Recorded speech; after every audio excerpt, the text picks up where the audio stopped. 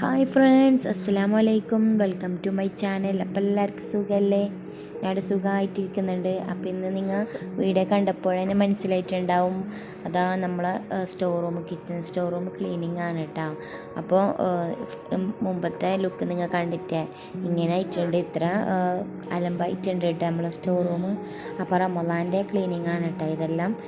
അപ്പോൾ ഞാൻ ആദ്യം തന്നെ അവിടുത്തെ സാധനമെല്ലാം ഒന്ന് മാറ്റി വെച്ച ശേഷം പിന്നെ ഞാനിങ്ങനെ പേപ്പർ വെച്ചിട്ടാണ് കേട്ടോ സാധനങ്ങൾ അറേഞ്ച് ചെയ്തുന്നത്. അപ്പോൾ മറ്റേ പേപ്പറെല്ലാം ഒന്ന് എടുത്ത് വണ്ണാമ്പിലെല്ലാം ഒന്ന് അടിച്ച് വരുന്നുണ്ട് കേട്ടോ. റമളാന് തൊട്ട് മുമ്പായിട്ട് ക്ലീൻ ആക്കുന്നവരുണ്ടാവും. അപ്പം എനിക്ക് എന്ന് വെച്ചാൽ മക്കളുണ്ടായത് കൊണ്ട് തന്നെ നേരത്തെ ഞാൻ തുടങ്ങിയിട്ട ക്ലീനിങ് പരിപാടിയെല്ലാം.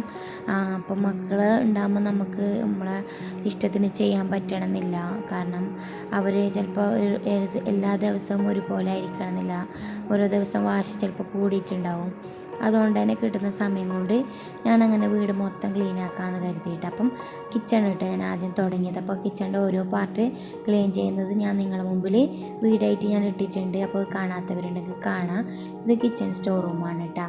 അപ്പോൾ ഞാൻ അന്ന് പൊടിയെല്ലാം തട്ടിയിട്ട് സാധനങ്ങളെല്ലാം അറേഞ്ച് വെക്കാട്ടാന്ന് കരുതുന്നത്. അപ്പോൾ ആദ്യമായിട്ടാണ് എൻ്റെ ചാനൽ കാണുന്നുണ്ടെങ്കിൽ സബ്സ്ക്രൈബ് ചെയ്യാനും ലൈക്ക് ചെയ്യാനും കമൻറ്റ് ചെയ്യാനും മറക്കല്ലേ. പുതിയ വ്യൂവേഴ്സ് ആരെങ്കിലും കാണുന്നുണ്ടെങ്കിൽ സബ്സ്ക്രൈബ് ചെയ്യാനും കൂടി മറക്കല്ലേ. അപ്പം റമളാനിൻ്റെ ഓരോ ക്ലീനിങ് പാർട്ടായിട്ട് ഞാൻ ചെയ്യാട്ടോ.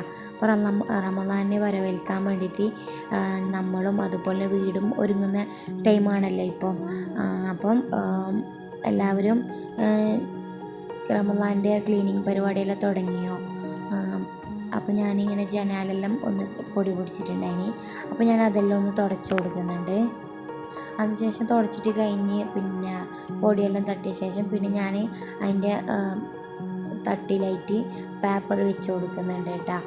അപ്പം എന്തെങ്കിലും അഥവാ കച്ചറുണ്ടെങ്കിൽ പേപ്പറൊന്ന് തട്ടിക്കൊടുക്കാനേ ഉണ്ടാവും. അത്ര കാര്യമായിട്ടുള്ള കച്ചറോ കാര്യങ്ങളോ ഉണ്ടായിരുന്നില്ല, കാരണം ഇടയ്ക്ക് ഞാൻ ക്ലീൻ ചെയ്തുകൊണ്ട് തന്നെ അത്ര വൃത്തികേട് ഉണ്ടായിട്ടാണ്. അപ്പോൾ ഞാനിങ്ങനെ പേപ്പർ വെച്ച ശേഷം സാധനങ്ങളെല്ലാം ഒന്ന് അറേഞ്ച് ചെയ്ത് വെച്ചിട്ടുണ്ട് കേട്ടോ. അപ്പോൾ ഇതാണ് കേട്ടോ ഫൈനൽ ലുക്ക്.